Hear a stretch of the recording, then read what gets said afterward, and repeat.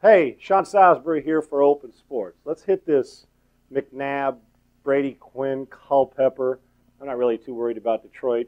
We do need to change this Thanksgiving Day tradition because tradition and fun stuff on Thanksgiving about who we decide to let play ought to be a team that's competitive. That being said, at least we get to see the Lions and fall asleep early even before we've had turkey.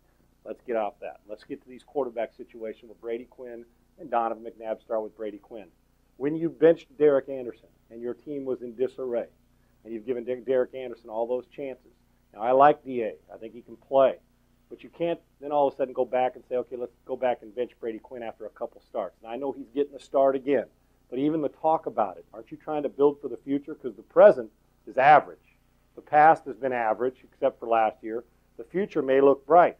And if you're going to go back to Derek Anderson, now you're getting to the point where the players on the team don't even know who to look to as their leader. You got to give Brady Quinn 4, 5, 6 games to see what he can do. That being said, Quinn remains a starter in Cleveland. Now in Philadelphia, Donovan McNabb has been named the starter again for this Thursday's game against Arizona, as he should be. Now, with Andy Reid, who is a great coach and a great man, and Donovan McNabb, who I feel the same way about. And I'm okay with having a relief pitcher. I'm okay with a guy struggling so much you have a relief pitcher, but that relief pitcher better be able to come in and make something happen. And there was all kind of controversy and feelings hurt when Kevin Cobb was drafted in the first place because McNabb was in the prime of his career. But a player can't control who the team drafts. And now with the fact that there are going to be some angry fans Thursday night, one way or the other, and Donovan McNabb can't help but have his feelings hurt. That's just normal. Say, wait a minute, you're going to replace me with a guy who hasn't played? That's just normal. The question is, where does it go from here? I think McNabb responds. I was disappointed that Andy Reid wasn't the guy that told Donovan McNabb himself that he wasn't playing the second half. I thought that was bad, and I'm a fan of both. I really am. Now as we go forward, these next few games are going to determine. Let's say that Philadelphia struggles the next 2 games.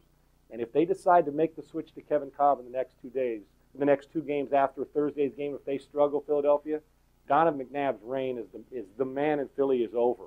And he'll be playing somewhere else. Which other teams will jump for joy because guess what? You don't think that teams in Minnesota, teams that are on the cusp of being really, really good, wouldn't jump on a Pro Bowler like McNabb? Good gracious, there'll be a long line to get him, even in this economy, and they'll pay him, and he'd deserve it. So he's got to go out there, but Philadelphia needs to give him some help and a little bit more respect, because I know damn well he's earned it. He will get the start. Will they respond, Philadelphia, around